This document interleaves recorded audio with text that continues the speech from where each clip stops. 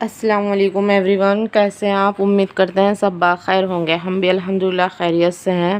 تو آج ہم سیکھیں گے ایسا ذکر، وہ ذکر جس کی فضیلت کسی بھی وقت، جگہ اور سبب کے ساتھ مخصوص نہیں، یعنی ہم مقرر نہیں کر سکتے کہ ہمیں اس وقت پڑھنا ہے یا اس وقت پڑھنا ہے یا اس وقت، ہمارا جب دل چاہے جب ہم پڑھ سکتے ہیں ایسے ذکر۔ آج ہم ایسا ذکر سیکھیں گے انشاءاللہ تعالی۔ جہاں بھی ہو، جس وقت بھی ہو، جتنا ممکن ہو، لا الہ الا اللہ کا ذکر کریں۔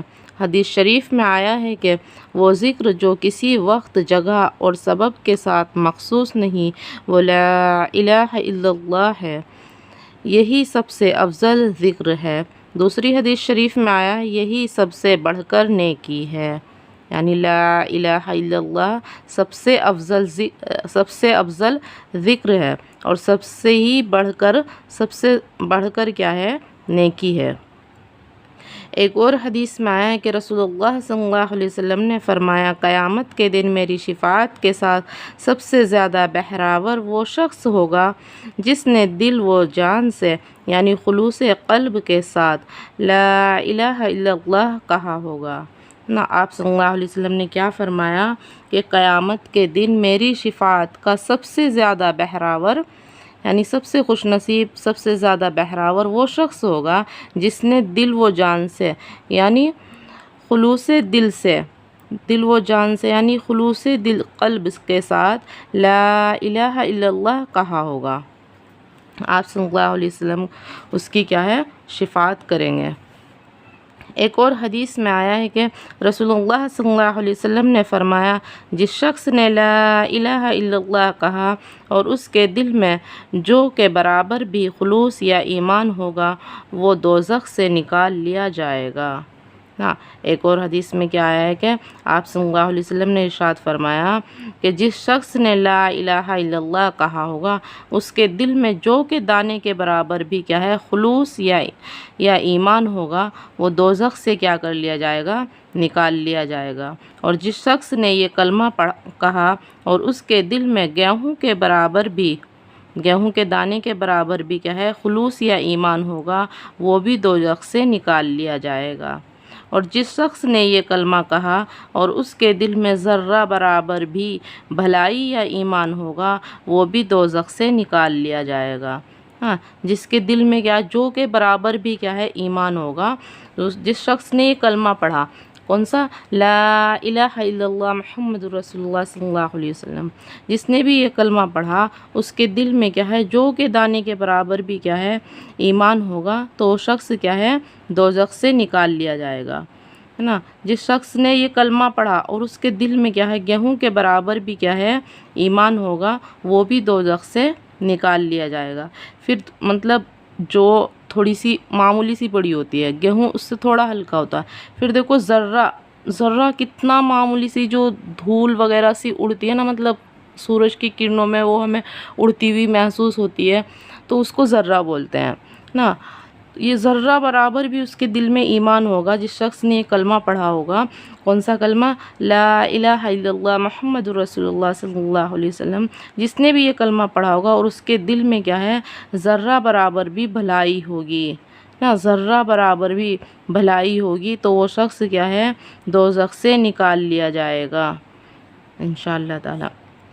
ایک اور حدیث میں آیا ہے کہ جس شخص نے دل سے لا الہ الا اللہ کہا، وہ جنت میں ضرور داخل ہوگا۔ جس شخص نے دل سے کیا ہے؟ لا الہ الا اللہ کہا، وہ جنت میں کیا ہوگا؟ ضرور داخل ہوگا، اگرچہ اس نے زنا اور چوری جیسے گناہ بھی کیے ہو۔ جس شخص نے لا الہ الا اللہ کہا تو وہ جنت میں کیا ہے؟ ضرور داخل ہوگا، اگرچہ اس نے کیا ہے؟ زنا اور چوری جیسے گناہ بھی کیے ہوں، اگرچہ اس نے زنا اور چوری جیسے گناہ بھی کیے ہوں، اگرچہ اس نے زنا اور چوری جیسے گناہ بھی کیے ہوں۔ 3 مرتبہ یہی فرمایا نا، اگرچہ اس نے چوری کی ہو، زنا جیسے گناہ کیے ہوں، اور اس نے لا الہ الا اللہ پڑھا ہو، دل سے پڑھا ہو، تو وہ جنت میں ضرور داخل ہوگا۔ ایک اور حدیث میں ہے کہ رسول اللہ صلی اللہ علیہ وسلم نے فرمایا، تم اپنے ایمان کو تازہ کرتے رہا کرو۔ صحابہ کرام رضی اللہ مجمعین نے عرض کیا، یا رسول اللہ صلی اللہ علیہ وسلم ایمان کو کس طرح تازہ کریں نا؟ آپ صلی اللہ علیہ وسلم نے فرمایا کہ تم اپنے ایمان کو کیا ہے تازہ کیا کرو، تازہ کرتے رہا کرو۔ تو آپ صحابہ کرام رضی اللہ مجمعین نے عرض کیا، یا رسول اللہ صلی اللہ علیہ وسلم ہم اپنے ایمان کو کس طرح تازہ کریں؟ آپ صلی اللہ علیہ وسلم نے فرمایا، کثرت سے لا الہ الا اللہ کہتے رہا کرو نا۔ آپ صلی اللہ علیہ وسلم نے صحابہ کرام رضی اللہ مجمعین سے کہا کہ تم اپنے ایمان کو کیا ہے تازہ کیا کرو۔ تو صحابہ نے کہا کہ ہم اپنے ایمان کو کیسے تازہ کریں؟ تو آپ صلی اللہ علیہ وسلم نے کیا فرمایا کہ کثرت سے کیا کہا کرو، لا الہ الا اللہ کہتے رہا کرو۔ ایک اور حدیث میں آیا ہے کہ رسول اللہ صلی اللہ علیہ وسلم نے فرمایا، لا الہ الا اللہ کو اللہ تک پہنچنے سے کوئی نہیں روک سکتا ہے نا، کوئی بھی کیا ہے کوئی چیز بھی کیا ہے نہیں روک سکتی اللہ تک۔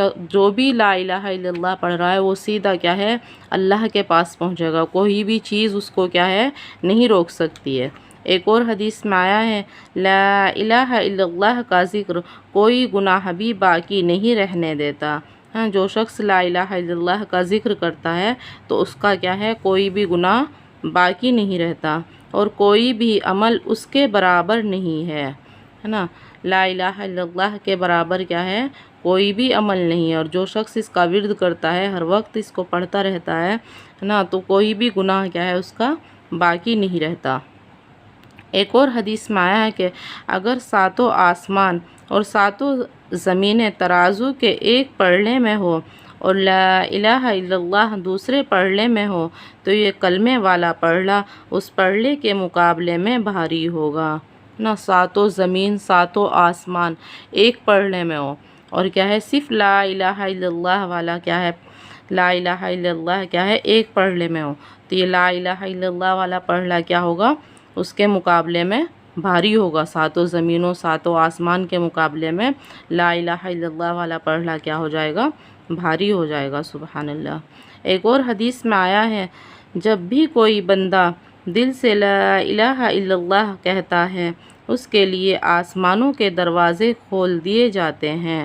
ہاں، جو بھی کوئی شخص کیا ہے دل سے لا الہ الا اللہ کہتا ہے اس کے لیے کیا ہے آسمانوں کے دروازے کیا ہے آسمان کے نہیں آسمانوں کے یعنی ساتوں آسمانوں کے دروازے کیا ہے کھول دیے جاتے ہیں، یہاں تک کہ وہ عرش تک پہنچ جاتا ہے، اور جب تک وہ بڑے گناہوں سے بچتا رہتا ہے، جب تک کہ وہ بڑے گناہوں سے بچتا رہتا ہے۔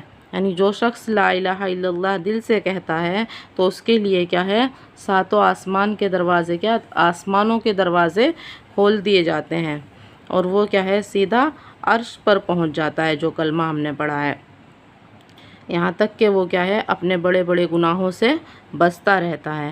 تو اللہ تعالی ہمیں کلمے کا ورد کرنے والا بنائے، اس کو پڑھنے والا بنائے، اس کو ہر وقت اس کا ورد کرنے والا بنائے، اس پر ایمان رکھنے والا بنائے۔